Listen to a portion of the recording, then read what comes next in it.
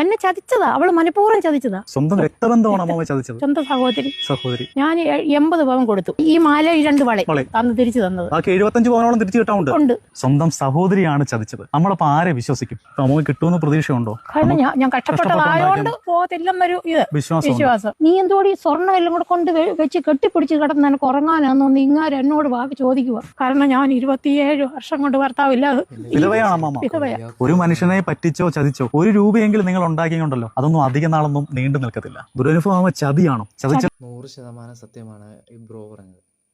എല്ലാവരെയും കഷ്ടപ്പെട്ട് സമ്പാദിച്ചത് മോഷ്ടിച്ച് കഴിഞ്ഞ് കഴിഞ്ഞാൽ കിട്ടുന്നതൊന്നും അധികകാലം നിലനിൽക്കത്തില്ല. തീർച്ചയായിട്ടും നിലനിൽക്കത്തില്ല. ആരെയും വിശ്വസിക്കാൻ പറ്റില്ല. എൻ്റെ ഫാമിലിയിൽ തന്നെ ഇങ്ങനെ ഒരു സംഭവങ്ങളൊക്കെ ഉണ്ട്.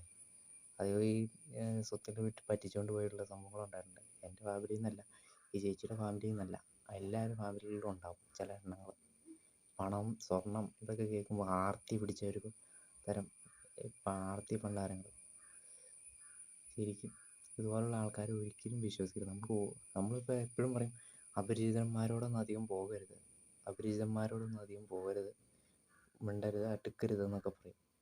പക്ഷെ അതിനേക്കാൾ 100 ഇരട്ടി നമ്മൾ അടുത്ത് പരിചയമുള്ളവരുമായിട്ട് ആ ചിന്ത നമുക്ക് എപ്പോഴും ഉണ്ടാവണം. അല്ലെങ്കിൽ നമ്മളെ ഏറ്റവും അറിയാവുന്ന ആൾക്കാരെ നമ്മളെ ചതിച്ചിട്ട് പോകും. അത് അപരിചിതന് ഒരിക്കലും നമ്മളെ ചെന്ന് ചതിക്കാൻ പറ്റത്തില്ല. നമ്മളൊക്കെ വളരെ വ്യക്തമായിട്ട് കൂടെ കിടന്ന് അറിഞ്ഞിരുന്നിട്ട് അവസരം കിട്ടിയാൽ നമ്മളെ നിർത്താം. അതുകൊണ്ടാണ് ആരെയും വിശ്വസിക്കരുത്. Don't trust everyone.